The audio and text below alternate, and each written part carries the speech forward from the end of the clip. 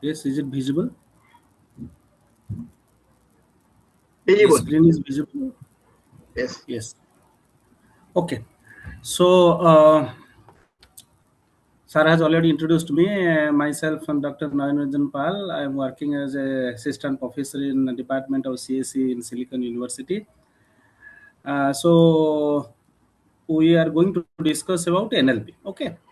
So, what I have designed in this way, this is my course structure. So, from today onwards, we'll start. Means I have divided it into four parts. First one is preliminary foundation, and second is basic NLP for the beginners level. Then we'll go for advanced NLP and we'll do the final project. In preliminary foundation part, we'll introduce what is NLP, why we need it, how it is challenging, and then we move to machine learning primer, because we need machine learning to be implemented NLP problems, or to solve NLP problems we need ML, and also in advanced ML NLP we need a DL. So we'll discuss starting from very basic machine learning things up to how we can create or a model and train a model. That also we'll discuss. And for that we need two libraries, basically three libraries, but two are very fundamental. That is NumPy and Pandas. That also we'll discuss. And for ML part, as we are basically start with the basic ML, so we'll use scikit-learn library, and also we'll cover all these things, and we'll do a small project kind of thing, so that we can know how to apply these libraries on a particular simple ML problem. Next, once we cover this, then you have an idea that how we can apply the ML parts on solving some problems, and we'll move to the second part, is moving to the NLP part. In NLP, we'll start from text processing, then we'll do feature engineering, basic feature engineering. We call it as embedding part, that is, we'll use TF-IDF and BOW. Then we'll use some basic ML model to solve NLP problem like naive-Bayes logistic regression and some other SBM, etc. Then we'll do model evaluation, and we'll use NLTK library for this basic part of NLP. And we'll discuss how to create an end-to-end NLP pipeline to solve a particular problem in NLP. And in the last part we'll move to the advanced part. In advanced we'll again discuss, because the feature engineering part in NLP is very important. In basic part we have discussed TF, IDF and BOW, but we'll discuss what to wear Globi. This is the next level. Then we'll discuss some of the basic uh, deep learning architectures like RNN, LSTM, and we'll move to attention mechanism. Then, if time permits, we'll also discuss the transformer part, which is basically the core part of any LLM. And we'll discuss some pre-trained model like bot like model, how we can use on our NLP problems. We'll discuss what is fine tuning, and also we'll touch LLM. The basic part, once it is covered, then we'll touch LLM and how LLM will be used. Basically we'll discuss the language model part, and from the language model we'll go to the LLM. And for all these we'll use TensorFlow library to do the hands-on, and we'll give a final project. Is it okay? Nayan sir, we have enough time. You can take one month, 15 days like that classes you can take, but I want that our student should able to Sir. make a good project. You can say research project so that Yes, you yes, sir. do publication. Sir, Up to I'll try you my can best. follow project. I'll They are try my ready to best to give the cover. time. Yes, yes. Most of the things I'll try to cover, starting from basic to advanced. Means which is a bare minimum requirement for creating a NLP project. And once students are acquainted, then we'll discuss the transformer LLM part. Also, we'll discuss in detail if time permits. Okay. So today, what we are, my plan today is to just introduce the NLP. We will not discuss much on that, and we'll use hands-on NumPy. So side by side, we'll do how NumPy will be used. What are the basic parts of NumPy? All NumPy stuff will today will cover, and tomorrow, from tomorrow onwards, we'll discuss machine learning. So let's introduce NLP. Actually, what is it? So we know. So my one thing, remember, if you have any doubt, please unmute and ask. Okay. So let's start. First one is what is natural language? Because we are going to do the natural language processing. What is natural language? General natural language, when we say that the language which is used by humans, we know that the human beings are the most advanced species on earth. And actually, how we succeed by using a communication medium. Most of the other animals do not have a specific communication medium like we have. So humans basically use a language to communicate, and the language what we are using is very complex. And I will show you why it is very challenging to solve natural language problems, that also we'll discuss. And our primary means of communication is the natural language. The tool what we use to express is the idea, our idea and emotion, that through the language we are actually expressing our ideas and emotion. So the question is that if it is a natural language, how many languages exist around the world? More than 6,500 languages exist, and for every language there are many dialects. In If you consider country like India, in India we have 22 official languages, but more than 120 languages are in schedule 4 or 5 of the constitution, and more than 2000 dialects people are using. In Odia also you see many dialects are there. If you are in eastern part, one way we are saying, in western part in another way we are saying. So the dialects are also different. So the language is very complex. Okay, but the question is why we need a language processing.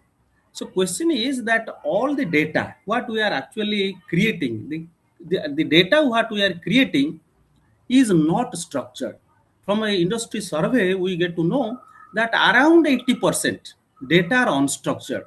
Only 20% data are structured. Structured, when I say, means they will put in a nice tabular form, so that you can put them in our databases. But most of the data are not structured, and among these, most are actually created when we are talking this conversation which is recorded. Also it is a data, we are creating data.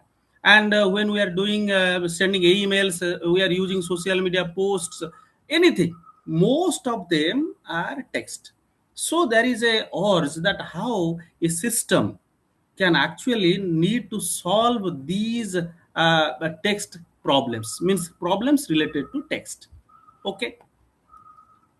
So question is, what is NLP? If we define the NLP, natural language processing, basically it's a branch of artificial intelligence which enables computers to read, interpret and understand, and also generate human languages in a way in both meaningful and useful.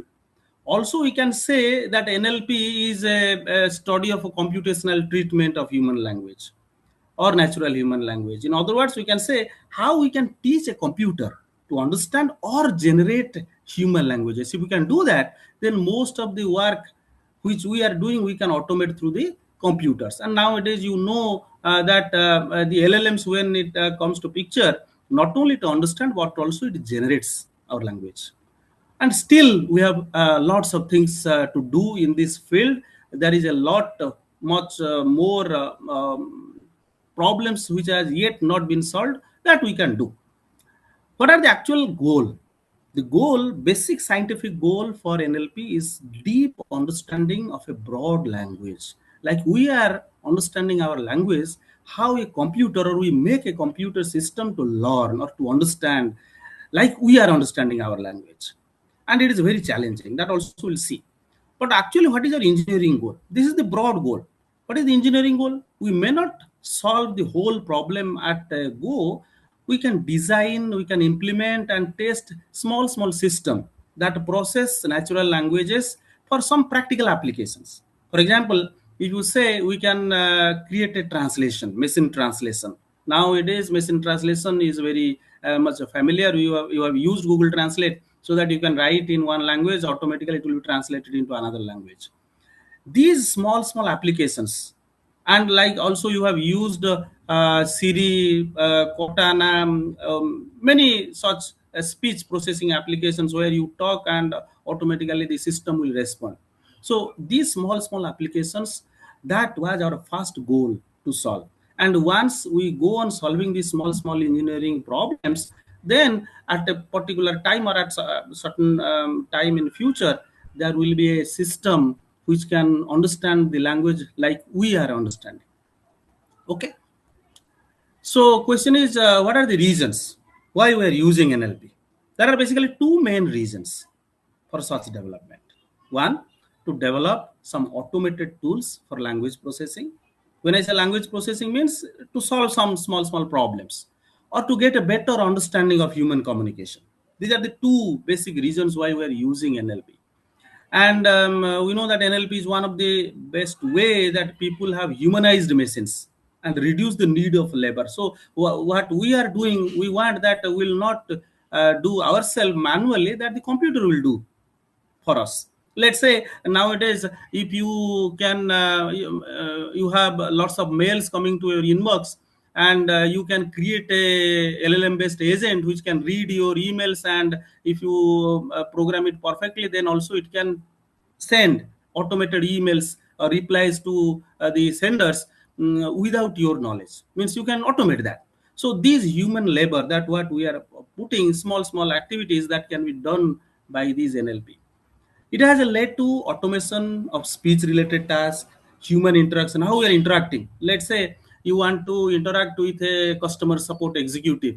Previously, there was a customer support executive, you can directly talk to it. Now we have chatbots, and these chatbots are, you may not understand, you may not recognize that in other in that other part there is a chatbot, or is it a there is a man sitting behind it. You don't know, but actually it behaves like a man.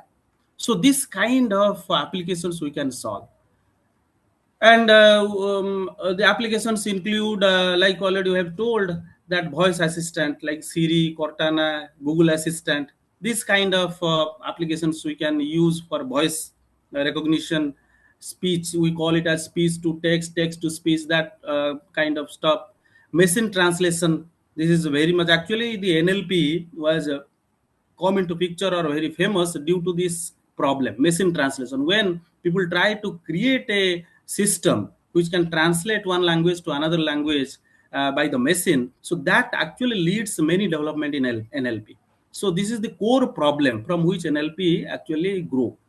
And nowadays chatbots are there, like I've told you that you can, instead of employing a customer care executive, now the chatbots are there which can act like humans, which can query, process the customer queries, and also solve their problems.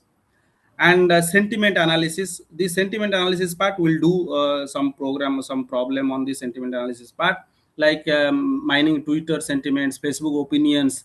Let's say you have a movie, and there are movie reviews present all over the internet. How because if you want to find out whether the review was positive, or what are the sentiments of the people about the movie, then you need to read manually all the posts which are there in the internet. It is difficult.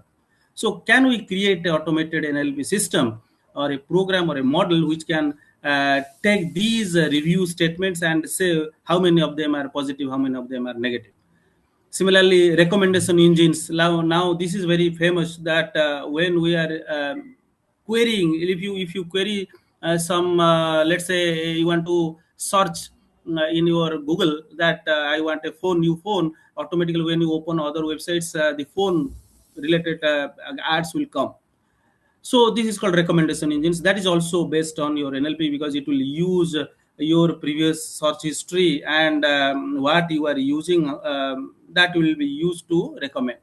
Spell checking, information extraction. These are also some other applications of NLP. Spell checking is a very easy nowadays, because this one is already solved. So when you have noticed, when you write something on the Word, MS Word, if you mistype one or two letter in a word, automatically it will be corrected. So that's spell checking. And if it is not, also there are in words automatically spell check programs are there which can check where is your mistake. It can auto correct it, or it can mark them.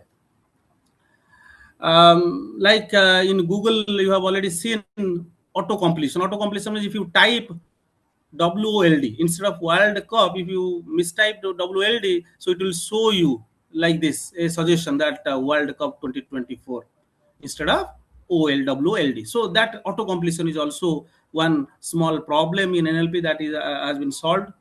Another one is in search engine, it will show you some of the, if you type something, what are the other parts may you need, that also be displayed. So these are also one solution or one application of NLP.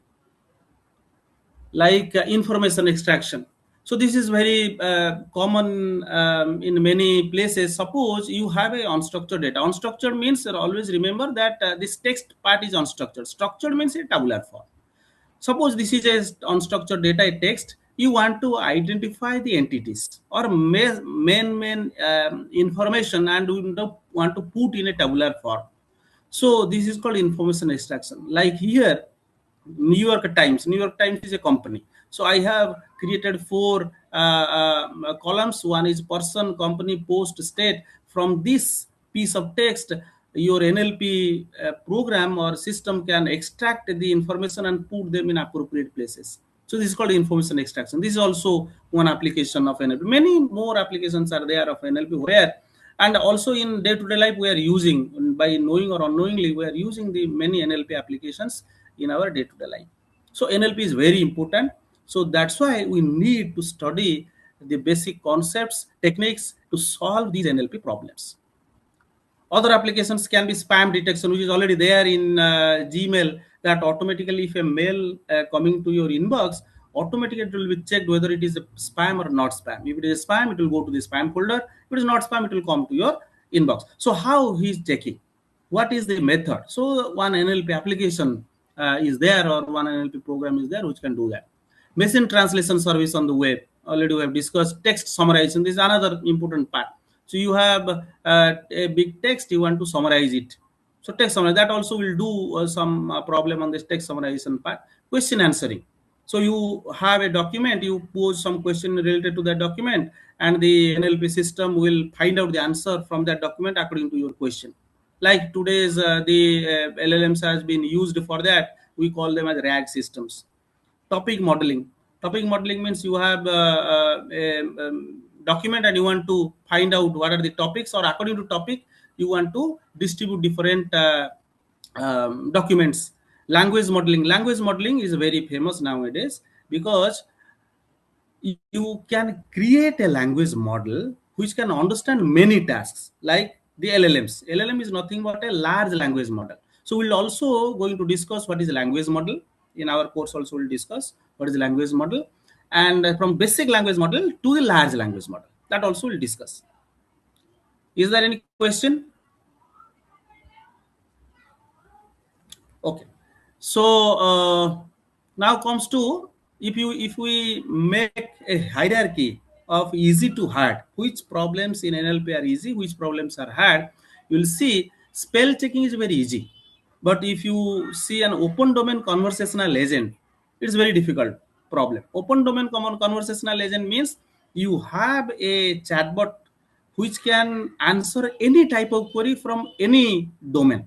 You can ask about weather, you can ask about politics, you can ask about finance, you can ask about on any domain. So this is very difficult to create, and due to the LLM nowadays it is somehow easy, but still open domain conversational agent is difficult. We have to tune it even if you are using your LLM. Machine translation, still there are many languages which is not correctly being translated by the NLP system. Like if you see from Odia to other language, or from other language to Odia, it's not been solved. Even if Google Translation or many other companies translation system are doing well, but still lots of things is not meaningful in the translation system. Question answering is a little bit less hard than the machine translation, text summarization, and this is the hierarchy of easy to hard if we go for the application. So we'll solve some of the means medium range applications like text classification and text summarization, this kind of task, and topic modeling also will do. Okay, if time permits, also will do some machine translation part also. Okay. So let's say, so what are the different components of NLP?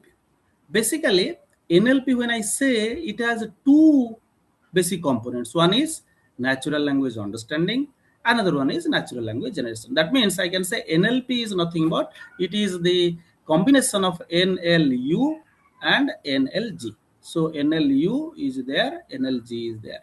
That means I can write NLP is equal to NLG plus NLU.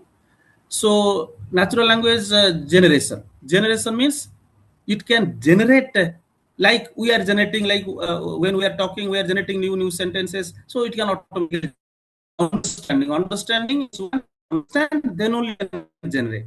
So basically, if you see, this part is difficult, understanding part is difficult. Somehow generation is a little bit easy, even if it may not have some sense when it is generating, but without understanding, whatever it generate will not generate perfectly. So first, the system, overall system must understand the language perfectly. Once it understands it perfectly, then only using this understanding it can generate. So these are the basic components or two components of NLP, and basically we will focus on both part, mostly on NLU and NLG. That generation part will do some language modeling problem to solve some language modeling problem using basic language modeling problem, not LLM. But we'll understand what are the NLMs, how they are generating, that also we'll understand. Okay. So now comes to a little bit deeper concepts, that when I say what is a language basically it is a structured system of communication that involves complex combination of its constituent components like characters, words, and sentences. Like suppose when I say what is a language is nothing but it is a structured form. How we are communicating, whatever we are communicating, it is not arbitrary. There is a structured form, there are rules of the of the language, and using these rules we are creating the sentences are basically consisting of words, and the words are consisting of characters. So these constituents, and also we will not put them randomly, we'll put them according to the rules of the language, and then only it will have some meaningful sentence, and people will communicate using that.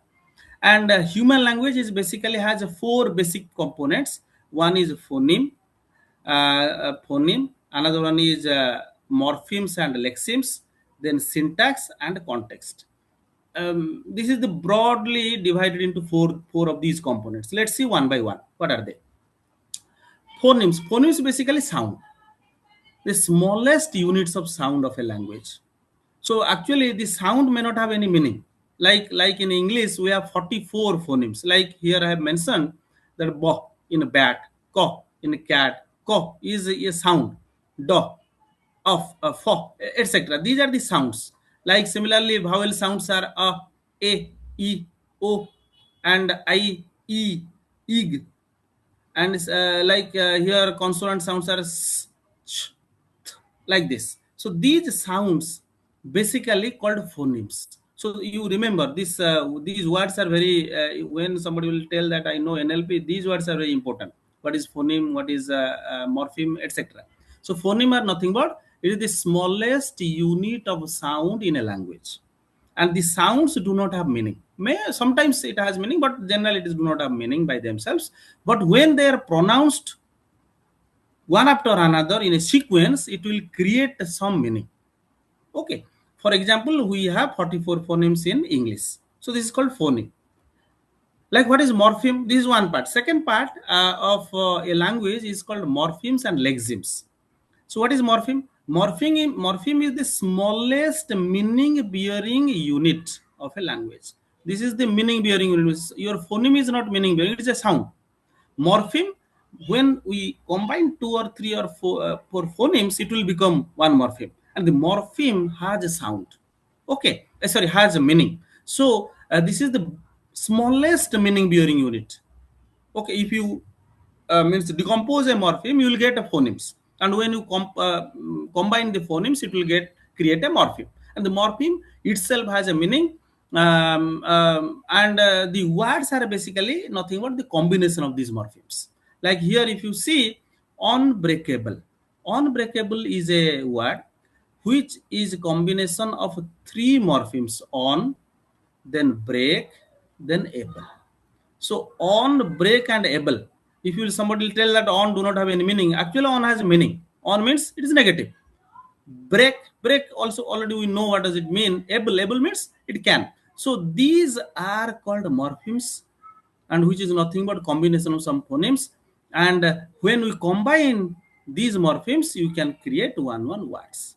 So generally, the morphemes are the basic building block of any language. Okay, but always remember, not all morphemes are words. Like here, on is not a word. Able is a word, but here s is not a word, but cat is a word. Cat is a morpheme, s is a morpheme. When we combine these two morphemes, it creates a cats. Like similarly, tumbling. Tumble is a word, but ing is not a word, but still it has meaning. So when I combine these two, it will create a tumbling. Similarly, on reliability. So on is a morpheme, reliable and it. So rely and able may have meaning, but on and ity they do not have their meaning. But still, they have meaning, but they are not individual words. We cannot use them as a word, but they have meaning. But when they combine, you can create one word. Similarly, what is lexeme? So lexemes are basically the structural variation of morphemes. For example, if you say run, so run is one morpheme, and its another variation is running, ran. Okay, so these variations of a particular word, we call them as lexeme, or they are the lexemes. Okay, is it okay? Now comes the third component. Now it is important. And once we know the structure of a word, how these words will be combined to form a sentence. For that, we have some rules. The rules will be defined by the syntax. And in our language case, we call it as grammars. Okay. So what are these syntax? So syntax is nothing but a set of rules. So this is the set of rules to construct grammatically correct sentences. So it does not mean you have words means you cannot combine them haphazardly. There are certain rules of the grammar that will be used to combine these words to form a sentence. And to know the syntax in NLP, we have parsing techniques. That means how a sentence has to be created according to the rules of the grammar. If you want to know whether a sentence is correctly created or not according to the rules, you have to parse that sentence. And this is one example of a parse tree. Okay, so this is a parse tree. Now you see what these things are. This is sentence. Yes, what is the sentence? The sentence is the girl laughed at the monkey. Now you see, this one sentence is composed of two important phrases. One is called noun phrase, second one is called verb phrase. Now this noun phrase is consisting of a determiner and a noun. Okay, we'll see these determiner, noun, verb. This verb phrase is v and pp. We call this as verb and prepositional phrase. This prepositional phrase is a combination of a preposition and a noun phrase. Again, noun phrase is determiner and noun. So these n, det or determiner, noun, preposition, verb, they are called part of speech. Also, we'll see part of speech tagging, how you know that which word is associated with which part of speech. How do you know that girl is a noun? Means you know, but how the computer will know? So for that also, this is another problem in NLP that has been solved. So we'll discuss also on that when we'll discuss the pre-processing of the language. Okay, so the syntax means the structure of the language, and for that we have a parse techniques to find out whether the whether the sentence is syntactically correct or not. And once we got the syntax correctly, then comes context. So basically, context is basically giving you the meaning. The context is how various parts in a language come together. So how these parts will come together to convey a particular meaning. So sometimes one sentence has a meaning, but if you have a group of sentence in a paragraph, the meaning will differ. So the context of to understand a particular sentence, the context is very important. Context generally, in our case, if somebody say what is context, context means the previous sentences. Okay, so the context. Like the context can be used for what are the context? The context can include these long-term references, world knowledge, okay, common sense knowledge, and literal meaning. Only literal meaning of words and phrases are not that much important. They are important, but in order to properly understand what is the meaning of a sentence, sometimes we need some common sense knowledge or world knowledge. World knowledge means this the knowledge already there. Suppose somebody will tell the batsman is hitting a six. So to understand this sentence, somebody have knowledge about cricket, so do we call this as world knowledge? So this world knowledge must be there. And long term reference means in a sentence, you will see that we are using the he, she, etc. Means these pronouns, that when we use pronoun or adverb in a sentence, where the pronoun is used for which noun, that reference basically need to be understood by the computer, otherwise the meaning will not be perfectly understood. So these are the basic four components of a language. One is phoneme, means sound, and then combining the sound we call create morphemes, and the variation of morphemes is lexemes. And then we combine these words. Once the words has been formed, then these words will be combined to form sentences, and we know how to create a sentence that can be described by the syntax of a particular language. And once we have the syntax, then we'll understand the context in order to understand the proper meaning of every sentence. Okay.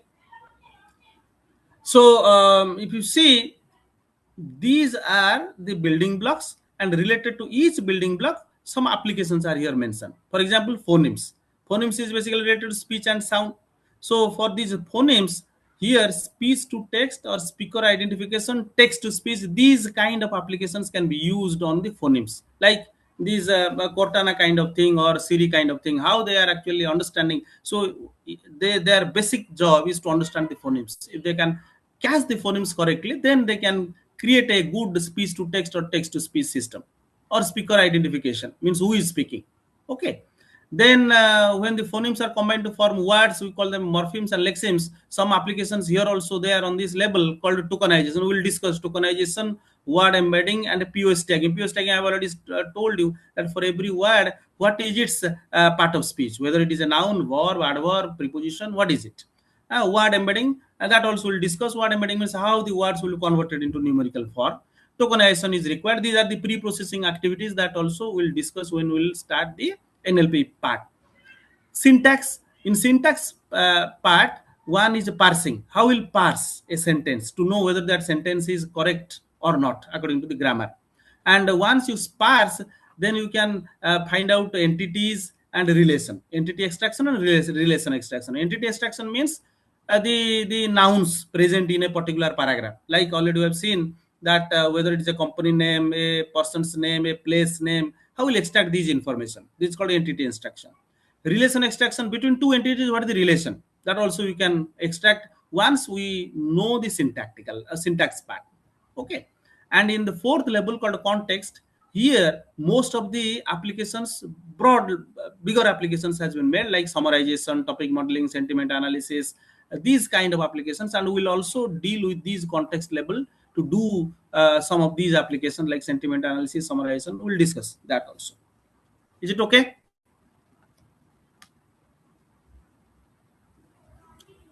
Okay. So this first part is over. That is what is NLP, what are the different parts of NLP. Now question is, why NLP is difficult? Is it really difficult? So now I have given you three examples. You see, here one sentence: the fisherman went to the bank. Now the question is, what is that bank? The bank is the river bank, or the bank is the financial institution bank. So this is an ambiguity. We call this as ambiguity. In order to understand the meaning of this one, we may need the context. Context means what other sentences before that sentence. Okay. So if it is talking about fishing, then this bank means river bank. If it is talking about some money related thing, then this bank will be this bank. So this kind of ambiguity is there in NLP.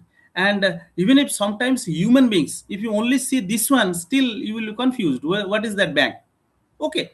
So how will say that a system will able to understand it? So that's why to incorporate these kind of ambiguity, as there are this kind of ambiguity, and to understand a sentence properly is very difficult for the system. This kind of ambiguity, generally we call them as a semantic ambiguity or lexical ambiguity, because it related to meaning of the word.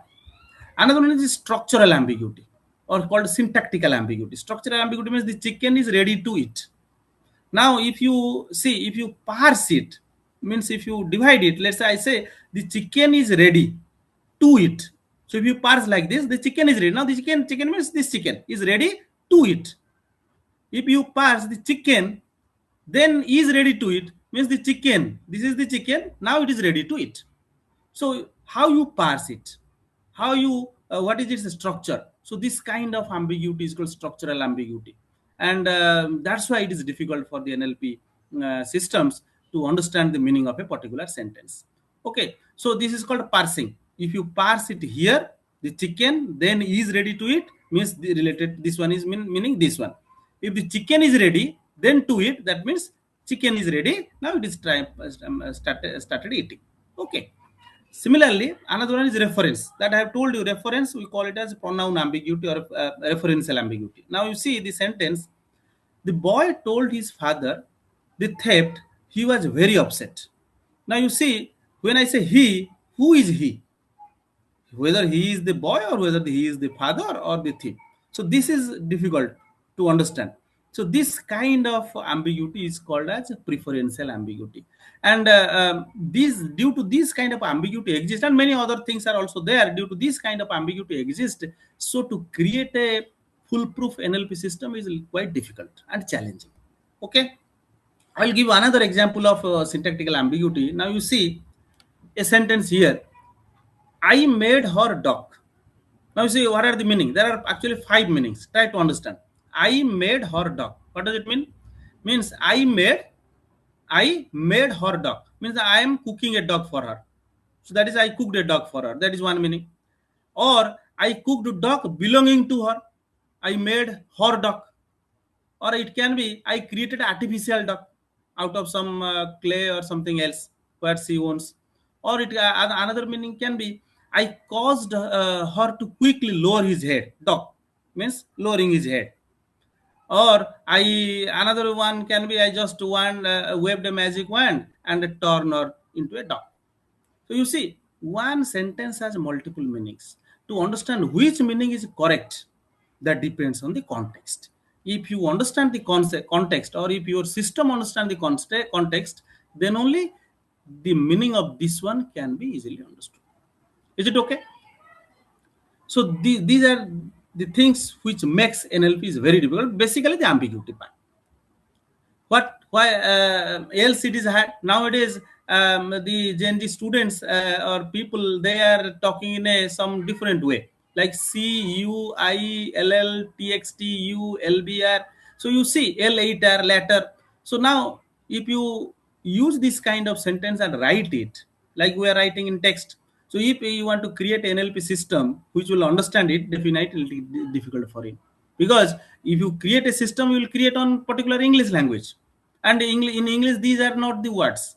And if they are not the words, how your NLP, even if the old people are unable to understand this text, how a system will be able to understand? That's why it is very difficult nowadays. You cannot do anything else. Suppose you want to process the Twitter text, you want to find out the sentiment of a Twitter text. You have collected some Twitter text and try to create a model, NLP model, which will say that whether the Twitter text is positive or negative. And in that case, if you get this kind of sentence, then it is very difficult for NLP to process it. Okay, for that also you need to think what other techniques we can use, so that these on English word like sentences can be understood. Okay, that's why it is very difficult.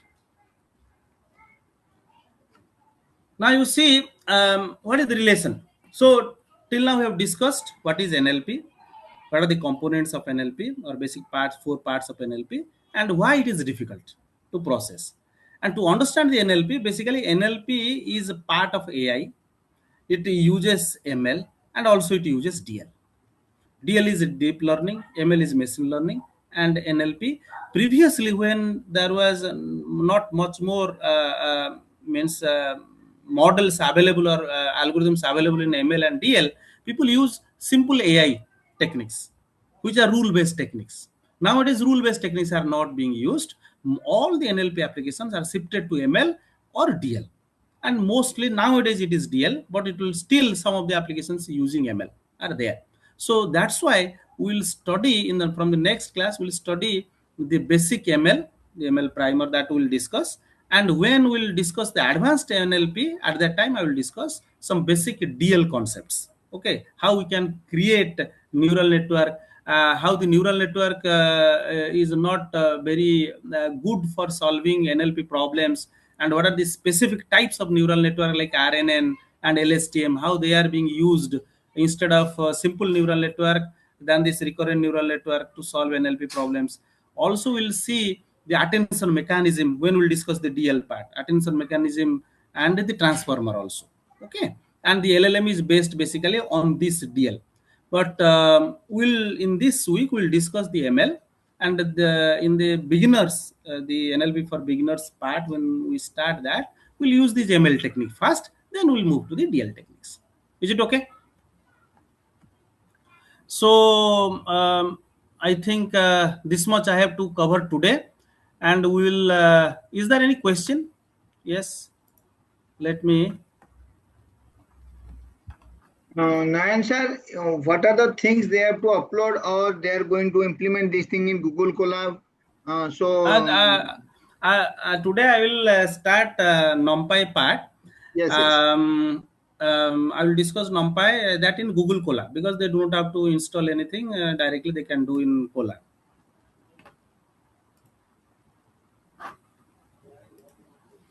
Hello. Yes. Is there any question? Yes, yes. Bala, yes. Please go ahead. Yeah, I do have a question. Can you hear me, sir? Yes, yes. Yes. Yeah, with regard to the issue. Yeah, with regard to the issues of difficulties in the NLP subject to ambiguity. So I Yes. wanted more clarification. When we started pre-processing of data, we do remove some punctuation marks, and it comes to realize that sometimes it becomes very difficult to manage the punctuation's ambiguity. So is there any techniques that someone can be able to work on that? Okay. That means you are asking that if there are punctuation marks and that will create ambiguity, how will eradicate Is these there any punctuation? technique that someone can be able to manage punctuation's ambiguities in terms of because when you're pre-processing the data, you remove some punctuation marks and all these things to make it more clearer for modeling. So how do we text about the issues of the punctuation's ambiguity? Is there any techniques on that? Okay.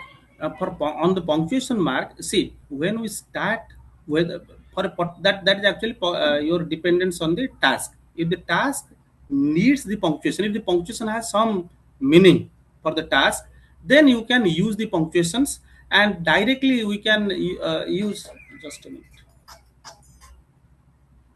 Directly we can use these DL techniques like that can be solved using your RNN or LSTM part, where it can refer these punctuation mark as a long-term dependency, then that can be solved. But if you do not need, we can remove the punctuation. Sometimes punctuations are important, sometimes it is not important.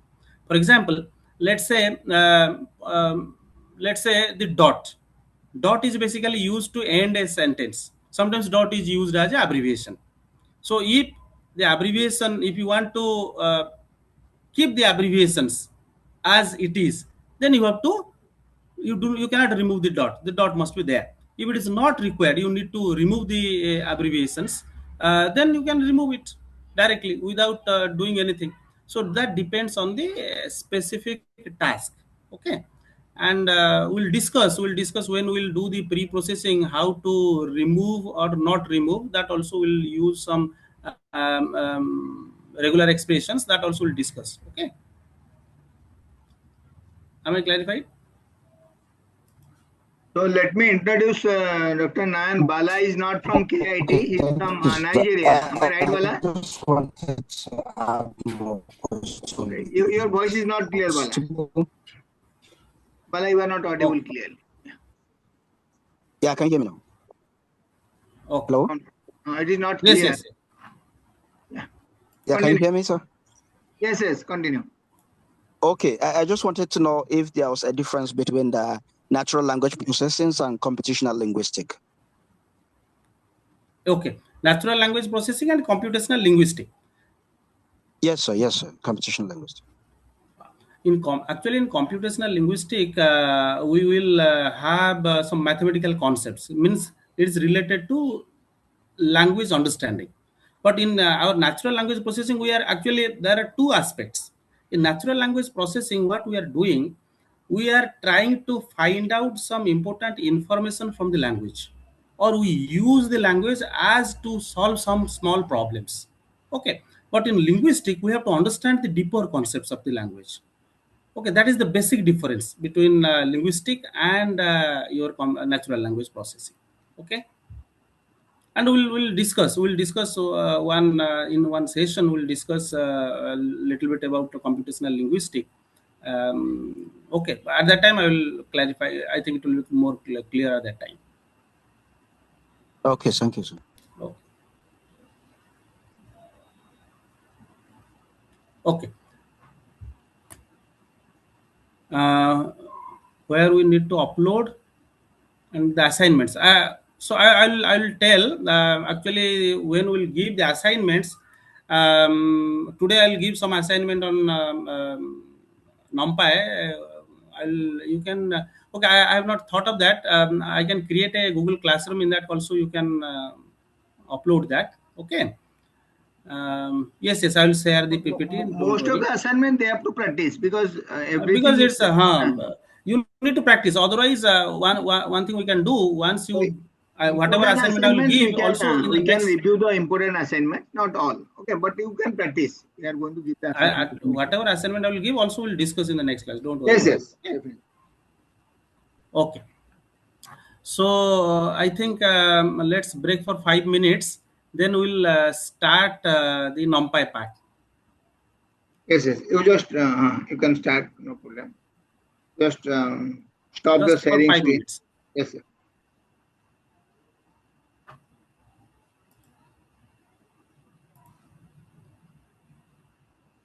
So video will be uploaded today, so don't worry for the PPTs. Okay, number one. And NLP will go to the next level, like your, as I told you, generative AI, LLM. After SAR will complete the basic and advanced both. Then I'm trying to contact to some resource person from outside India also. They are going to give you talk, and you have to join that LLM in low resource NLP on LLM. That also you are going to be joined from 6 to 11. All the NLP students can able to join without registration. So there you can meet minimum 7 to 8 good resource person from IIT from outside India. So I want that you just take this what NLP to the next level. Okay, so I am working with as I told you to with our KIS University. So where around 32 low resource languages are there, and we have so many African students. As you know, from the African continent, at least we have minimum 10, 12 to 15 country students are there. Their language is totally different, like your Somali, Amharic, and then you can say, what you can say, Swahili, uh, so Hausa. So many languages are there. So where very less number of work has done till now. If you take this French, Spain, Spanish, you can say, and then Germany, lots of work has already been done. But what about this low resource? So we have lots of opportunity out there. We have to only collect the data. Data set is not available. We have to collect the data by doing some small workshops in KISS to collect the speech data, to collect the NL this, text data, and where we can work. Whatever things that is going to be covered, or some other resource person is going to be covered, that is going to give us the major assignment. So that like sir is telling about summarization. So in English, it is very easy. If you are going to run the code is available in GitHub, you can. But what about the low resource language, which cannot be understood by the system? So there you have to modify the code, how that language is going to be supported. So the actual work will be started at that time. Getting or not? So again, the problem will arise. You need the GPU to, if I'm going to, we are going to use the LLM. So at that time also we have a major challenge. We have to buy this Google Colab Pro Plus. So all these things are there. Okay, very good. Okay. Very good, Bala. And Bala is one of the students from Nigeria. He's not from KIT. He's attending all of my sessions. Whatever workshop I'm going to conduct, he's going to attend. Whether it is cyber security, whether it is NLP, whether it is image processing, he's always there and always be interactive and attending very seriously all the sessions. Thank you, Bala.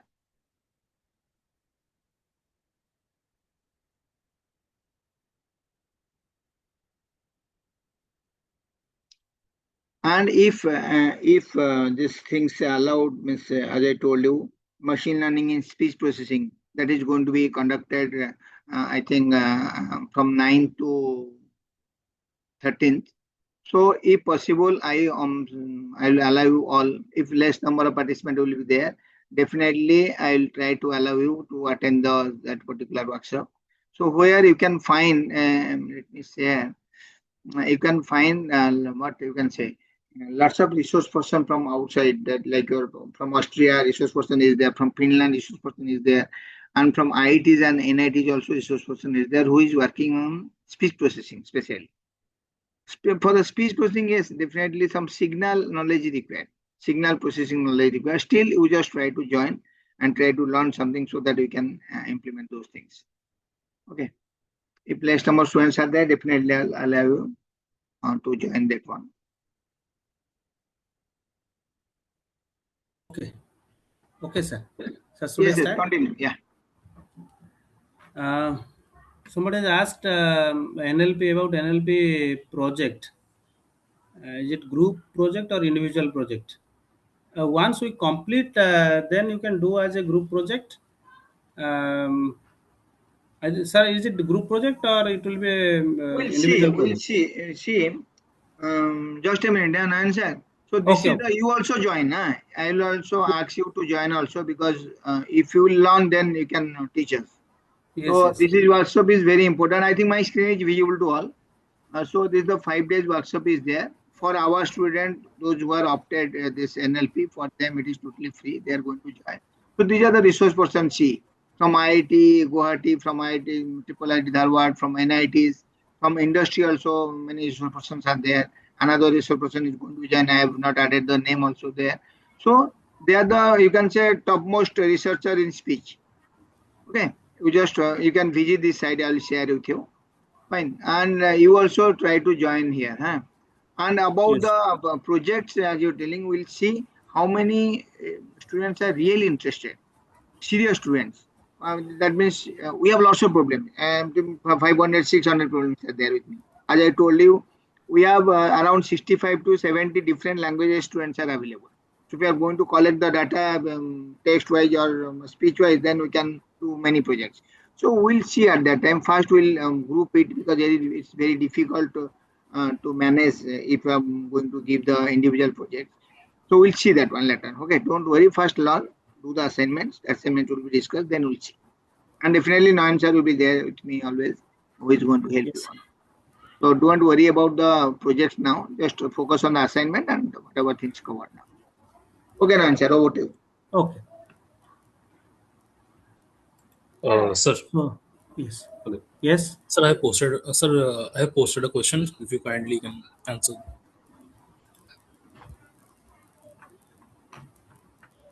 In chat. Yes, sir, about the Actually, his syntax chart. question is for the syntax that you presented. However, we identifying that, understanding if you could share a bit more for that part. Supramaya. For the syntax. Okay. Means question is how will know that the syntax or actually could not understand the question. The Sir, syntax actually, chart.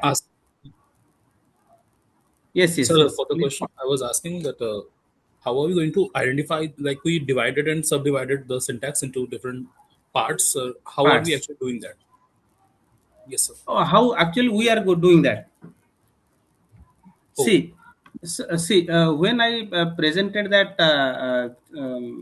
parse tree, so for a parse tree, what we need some rules for the language. Okay. So, for example, like S produces NP, VP.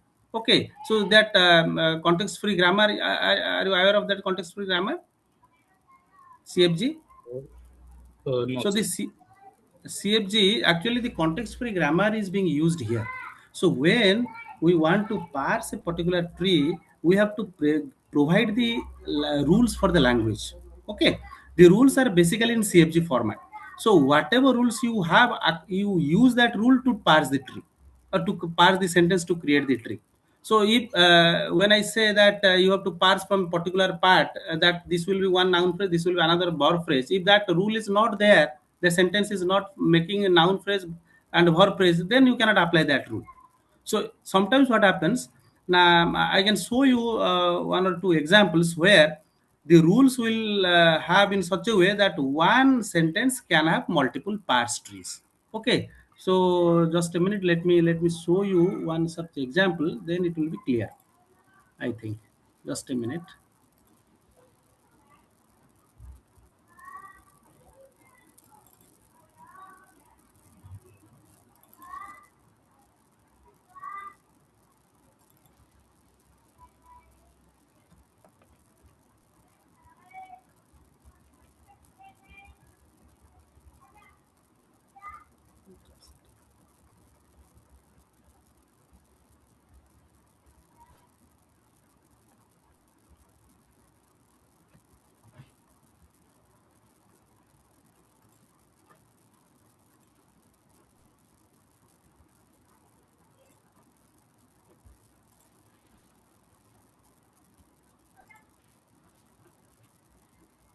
So you see here,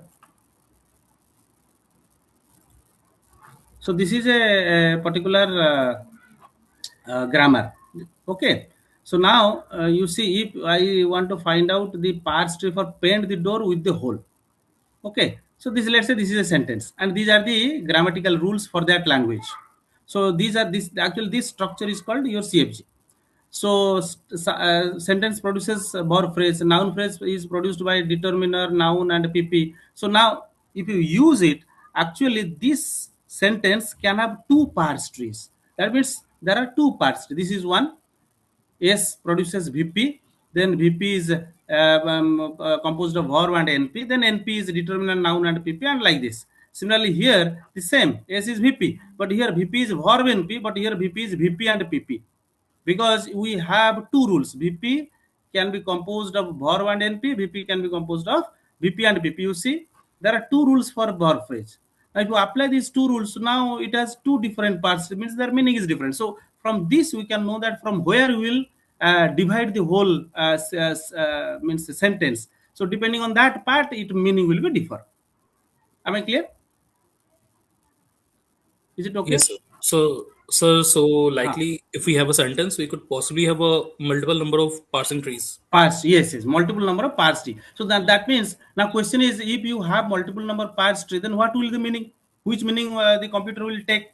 So that's why there are disambiguation techniques available. So to find out which meaning is actual. So there are some disambiguation techniques are there that can be used to disambiguate among multiple meanings to one meaning. Is it okay? And one such previously it's being very much used, that is called probability techniques, which will calculate the probability of these two trees, and whose probability will be more, that will be taken as the meaning. And nowadays many other techniques are also there. Okay. So, as you, sir, do you use the parts trees to also solve the ambiguities, like other, like the C, U, I'll text you later, that kind of C, sentences? CUL means that Yes, unstructured, means the which is not present in the language that you are yes, talking. Nah? yes, sir, yes, sir. No, no, that is very difficult. See, what we are using, we are using English. So if in a English sentence, if the sentence is consisting of the words which are not present in the English language, and we don't know, somebody today you are writing C as a C, some in another way also, another can write in another way. So it is very difficult. So these are actually the problem still lies, and people are using their means, this is one research area, how to use different techniques or come out different techniques to solve this kind of problem where the sentence does not contain proper English words or proper words, which is very difficult. And parsing is not related to that. Parsing is related to the meaning. If you have complete sentence, perfect words are there, then how will parse it? That is another way. But what this on English words which is not present in the English dictionary is very difficult to solve. Okay, this is Okay, also sir. one research problem that can be people are working on that, and for that we need lots of data for that, and people are also trying to find out such sentences, assigning meaning, then create some models out of that. Okay. Okay, thank you, sir. Okay. And I just saw the Google collab will complete the session by 8:30. Yeah, exactly at 8:30 will complete. Then tomorrow. One question is, sir, can you we figure out sarcasm or satire in a sentence using parse tree? Parse tree basically, see, we can do that, but parse tree is a simple technique that cannot be used to find out the satire. It is giving you the meaning somehow, but to understand the satire and your sarcasm, we'll discuss when we'll discuss the ML. Once we cover the ML part and go to the advanced part, and that time we'll discuss how to do that. Okay, we'll have a problem on that also. We'll solve it. Don't worry about that. Okay, so let me complete today's NumPy. I think most of you know NumPy. How many of you know NumPy?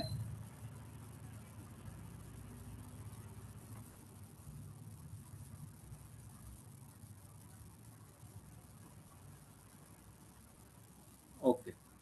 So, what I can do, I will quickly cover up the NumPy part. Then from the next class we'll discuss the ML. Okay. So let me share.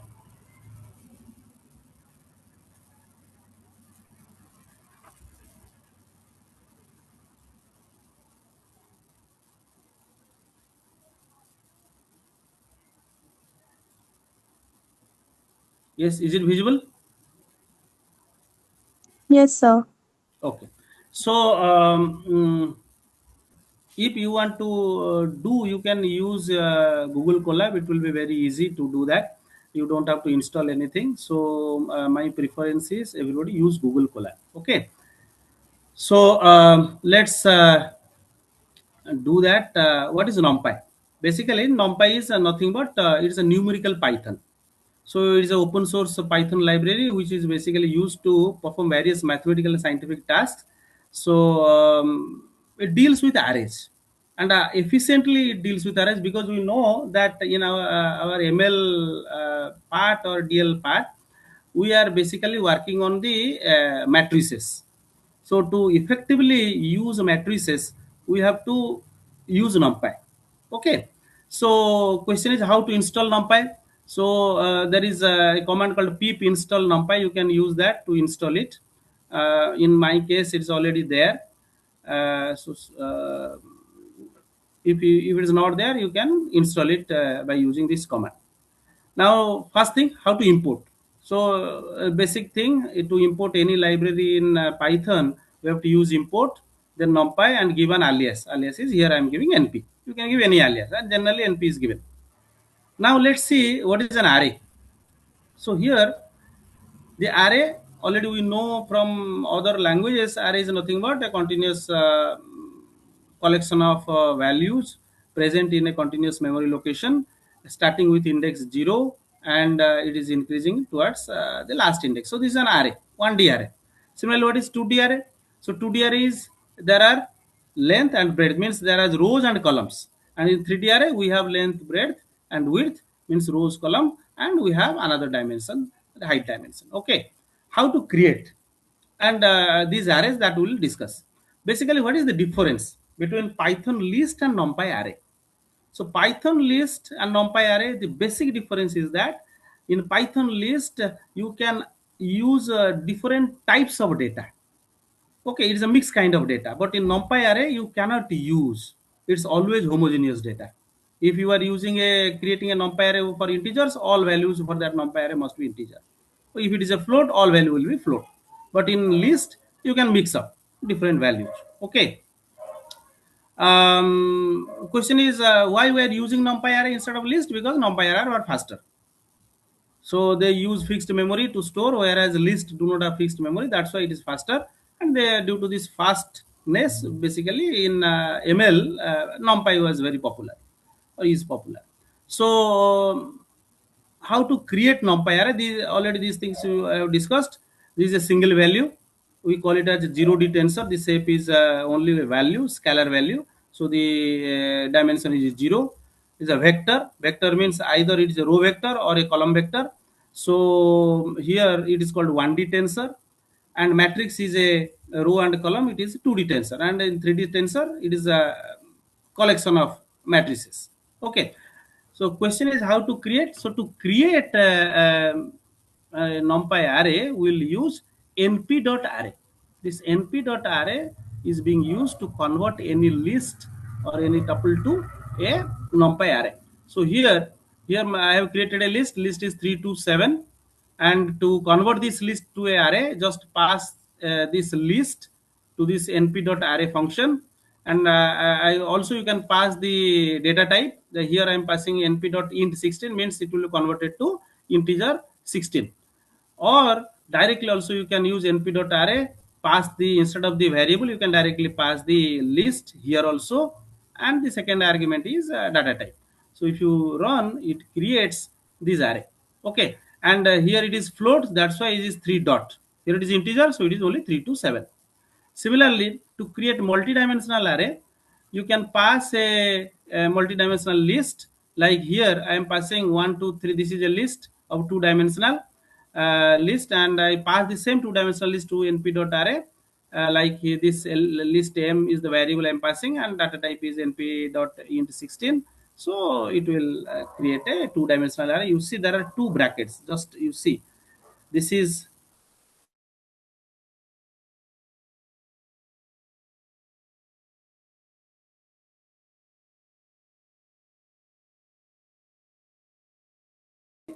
uh, there are different functions available to create a numpy array of different values. For example, if you want to create a numpy array with all zero values, all value will be zero. So here the function is np.zeros. So np.zeros you pass 2 comma 2. That means the dimension is 2 in row, and column is 2. So 2 rows and 2 column, and the data type will be integer 32.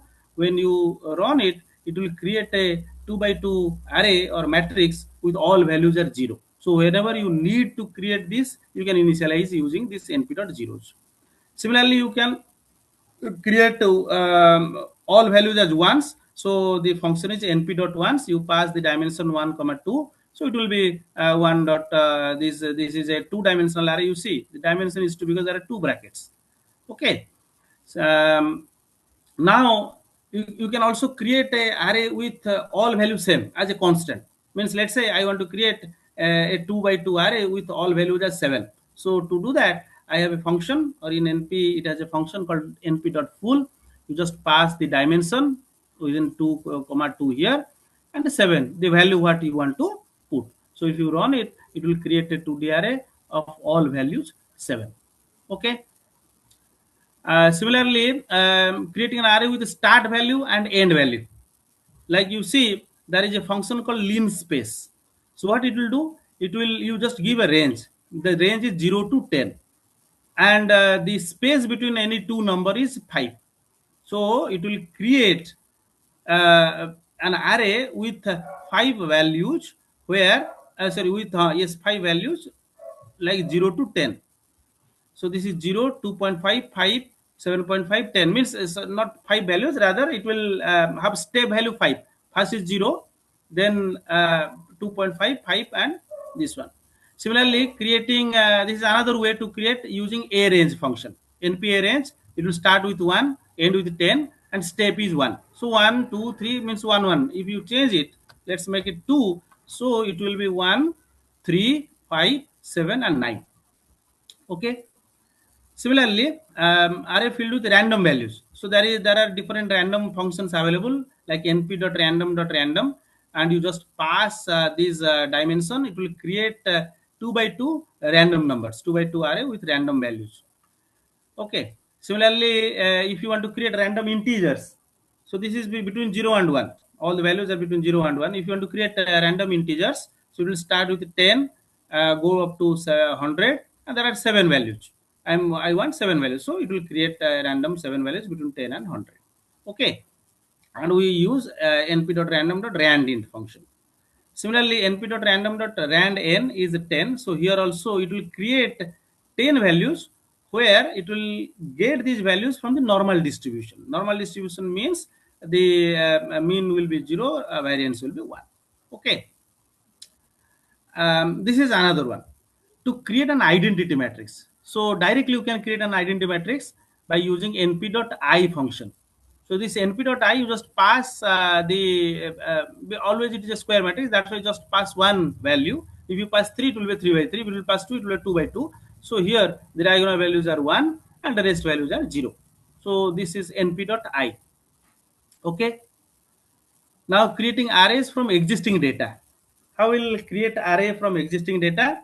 There are another function called np.asArray. So you can also use asArray. np.array is one function, np.asArray is another function. You can use np.asArray, pass this variable, it will create a list. Okay, here also means this is a list, this is a tuple, and you can pass either tuple or list to any data structure you pass, it will create one array for that. Okay. Now let's see some attributes of array. To know what are the shape of array, there is the attribute called r.shape. It is not a function; it is the attribute. So if r is the variable, I have created an np.array using 1, 2, 3, and 4, 5, 6. Here 2 by 2,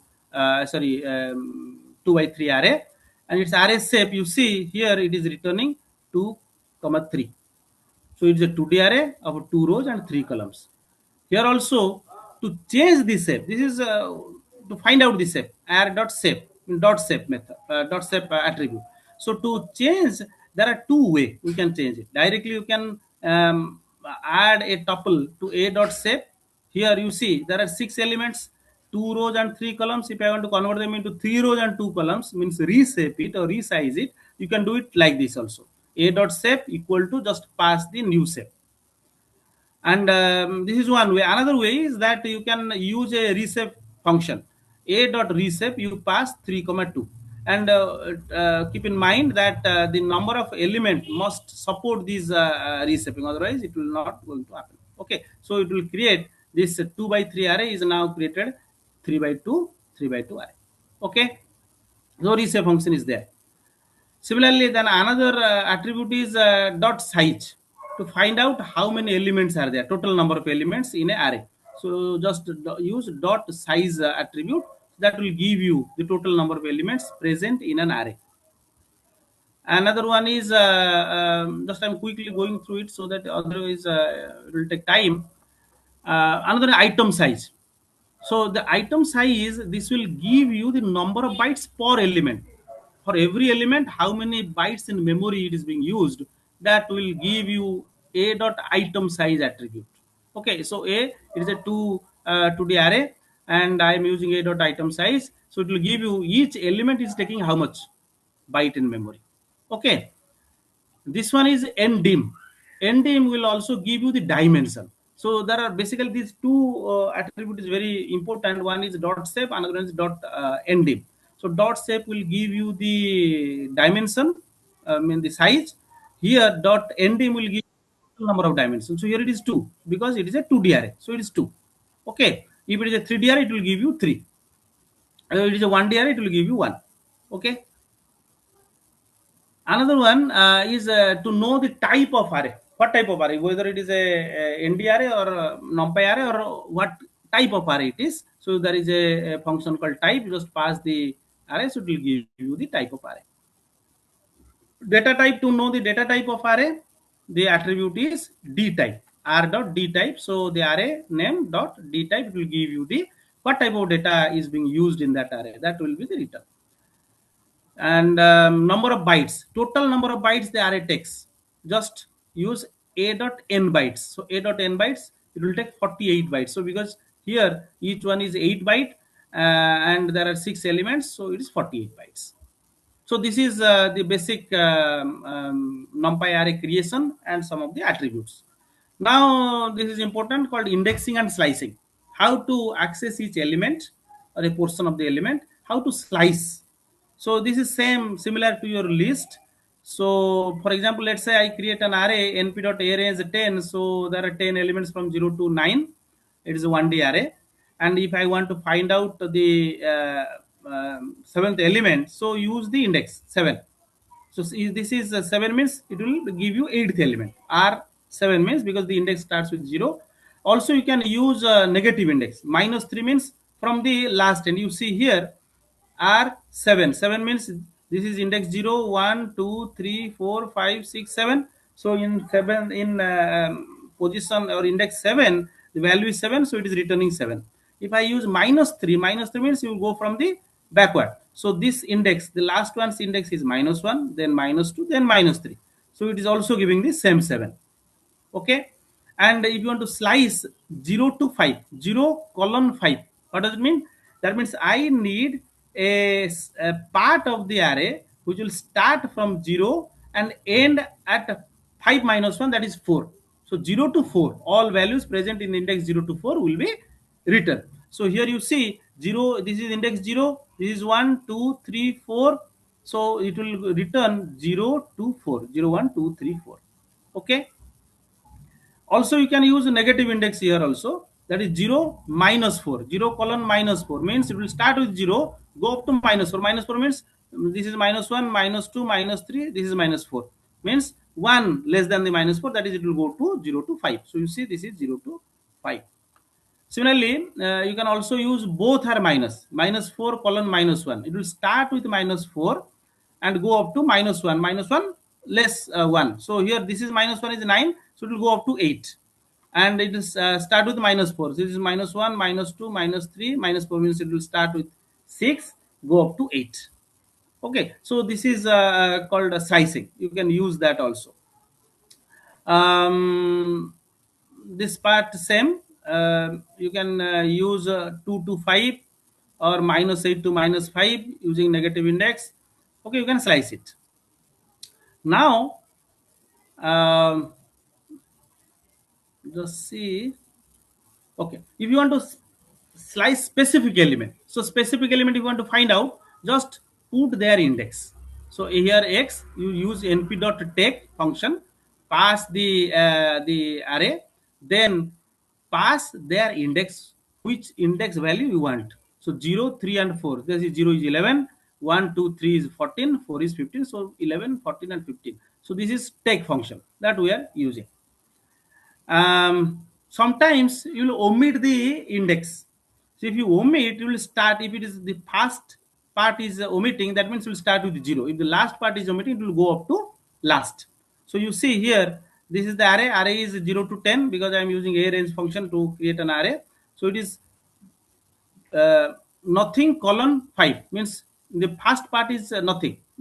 I have not given any value. That means it will start with the 0, go up to 4 because 5 means it will go up to 4. So 0, 1, 2, 3, 4.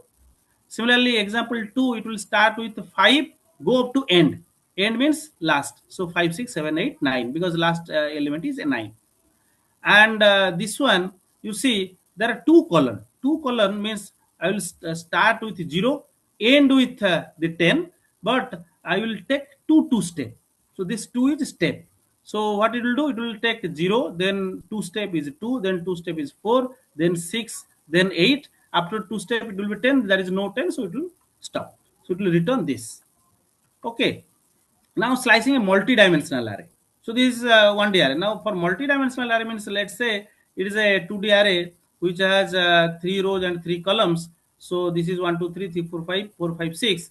So if I write, I want to find out the first row. So first row, what I'll do, I'll write 0 colon 1.